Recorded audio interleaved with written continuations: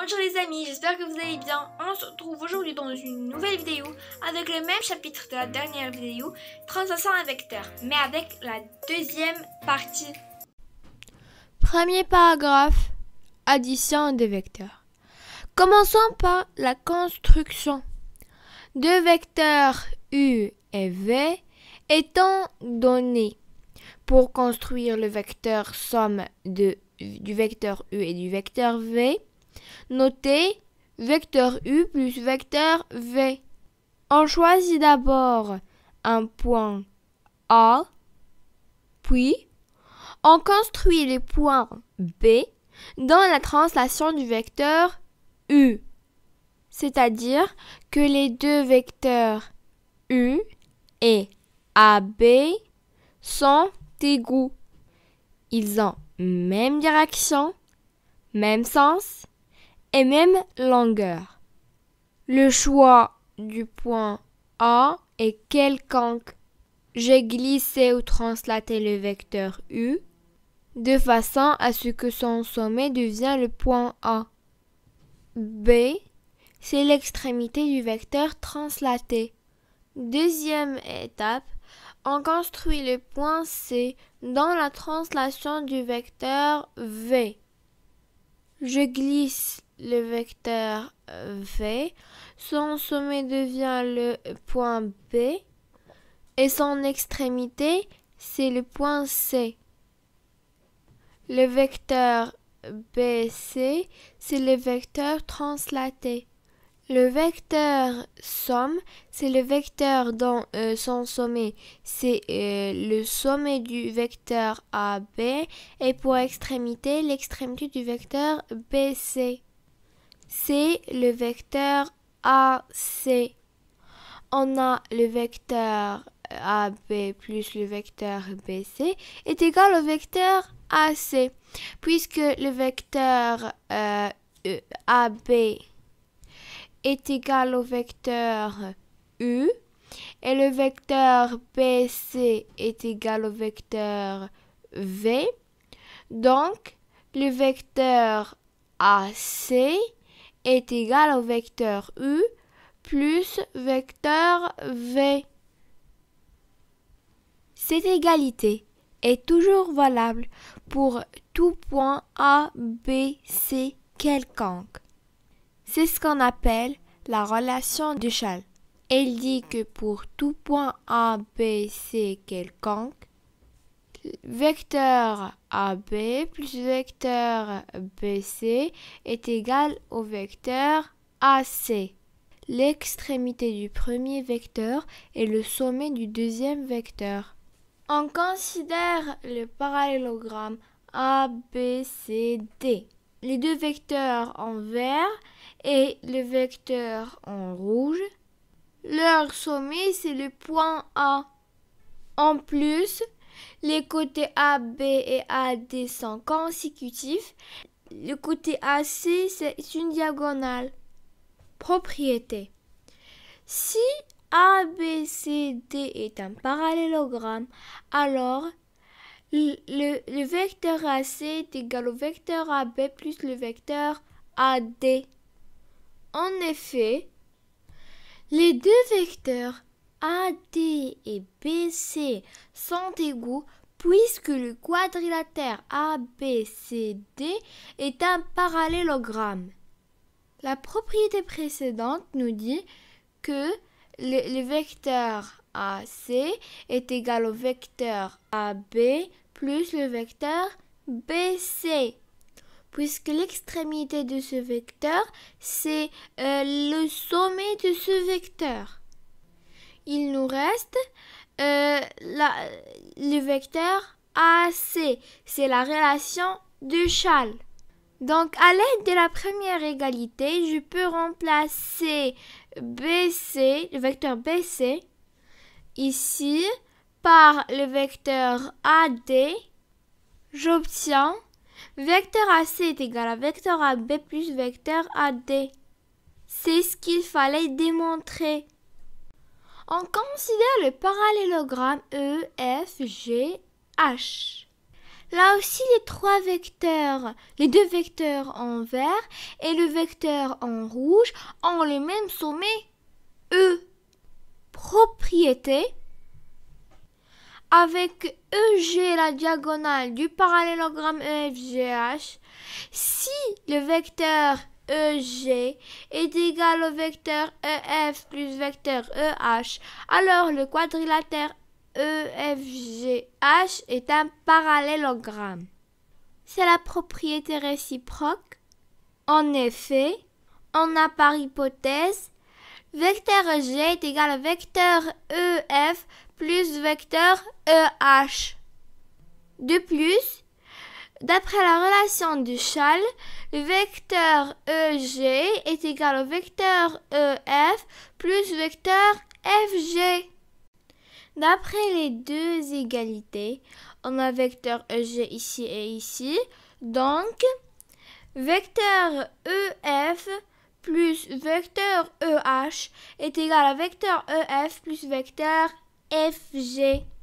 Je peux retrancher le vecteur EF aux deux membres de l'égalité et j'obtiens vecteur EH est égal au vecteur FG.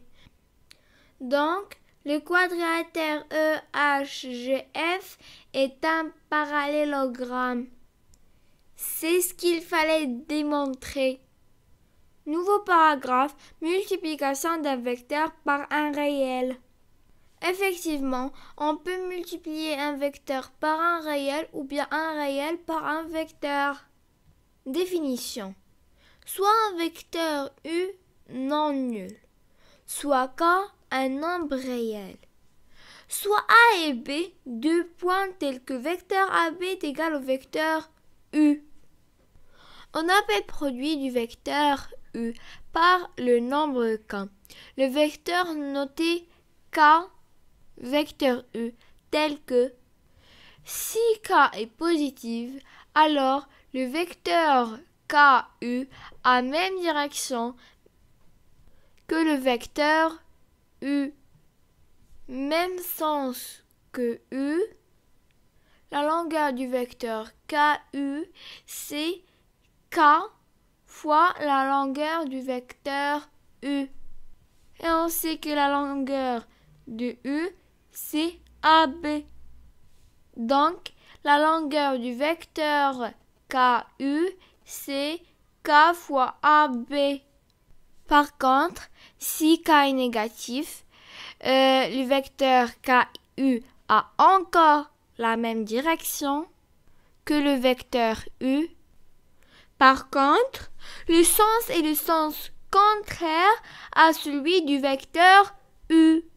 La longueur du vecteur KU, c'est moins K fois AB. C'est normal puisque la distance est toujours positive. K fois AB est négatif, mais moins K fois AB est positif. En particulier, si K est égal à moins 1, alors vecteur KU, je remplace K par moins 1. J'obtiens vecteur KU est égal à vecteur moins U.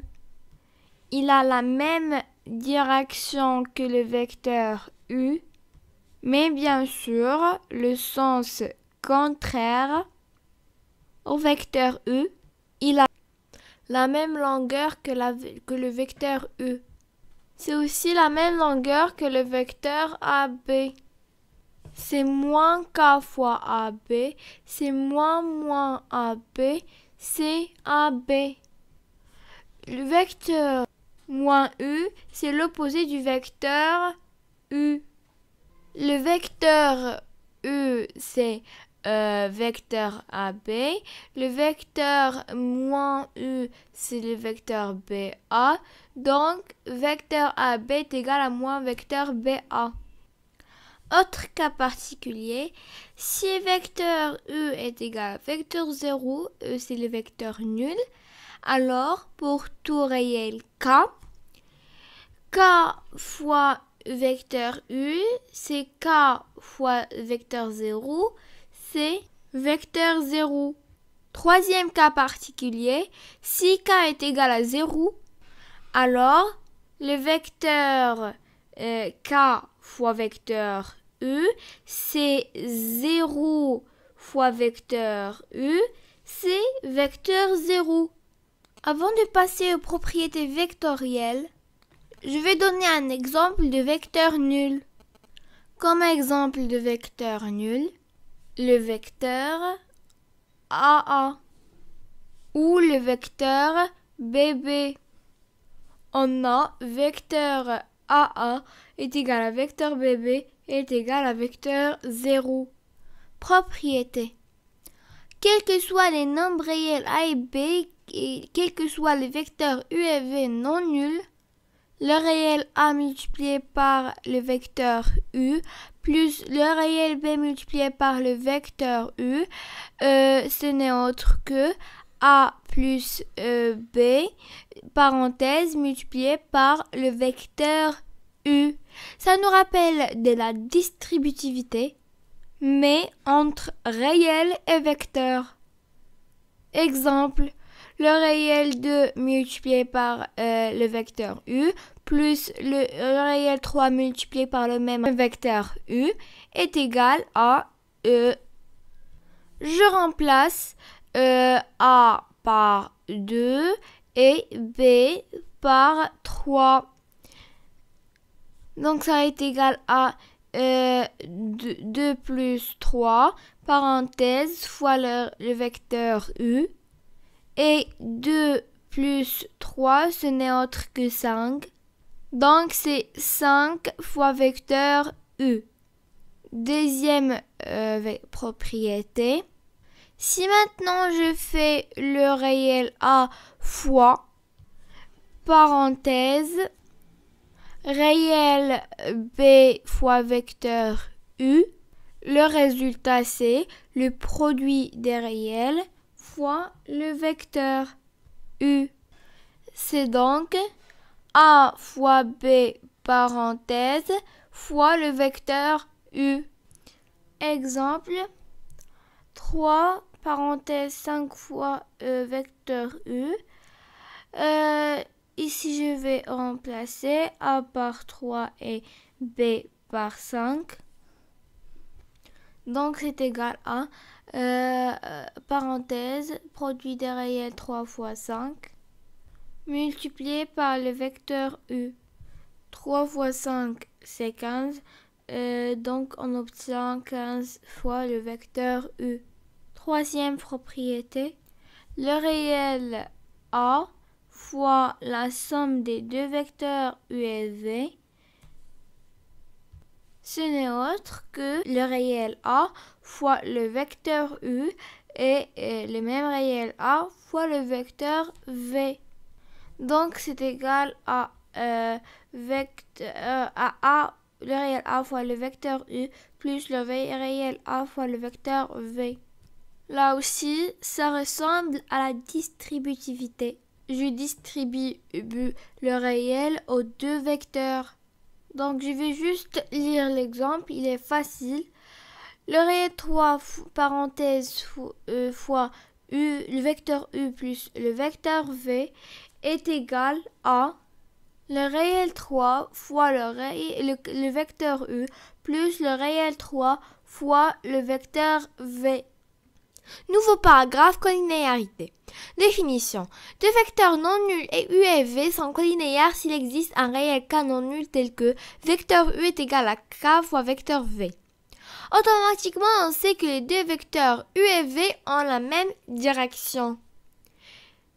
Le sens et la distance du vecteur U dépendent du réel K. S'il est positif, le sens du vecteur U est le même que celui du vecteur V. Et la distance du vecteur U est égale à K fois celle du vecteur V. S'il est négatif, le sens est le sens contraire du vecteur V. Et la distance du vecteur U est égale à moins K fois la distance du vecteur V. Exemple. soit U, V et W, trois vecteurs non nuls tels que vecteur V est égal à 2 fois vecteur U et vecteur W est égal à moins 3 demi vecteur U. Pour la première égalité, K est égal à 2, donc c'est une valeur positive. Donc les deux vecteurs U et V ont la même direction, le même sens et la distance du vecteur V est le double de celle du vecteur U. Pour la deuxième égalité, W est égal à moins 3 demi vecteur U. Le réel moins 3 demi est négatif, donc les deux vecteurs W et U vont avoir le sens contraire, la même direction et la distance du vecteur W c'est moins 3 demi de celle du vecteur U, c'est-à-dire 3 demi la longueur du vecteur U. Donc, d'après la définition, les deux vecteurs V et U sont collinéaires. De même, les vecteurs W et U sont collinéaires. En conséquence, on a deux théorèmes. Théorème de parallélisme et théorème d'alignement. Pour le premier théorème, deux droites AB et MN sont parallèles si et seulement si les vecteurs AB et MN sont collinéaires. Exemple, les deux droites AB et MN sont parallèles. On voit bien que les deux vecteurs AB et MN sont collinéaires. Pour le théorème d'alignement, trois points distincts A, B et C sont alignés si et seulement si les vecteurs AB et AC sont collinéaires.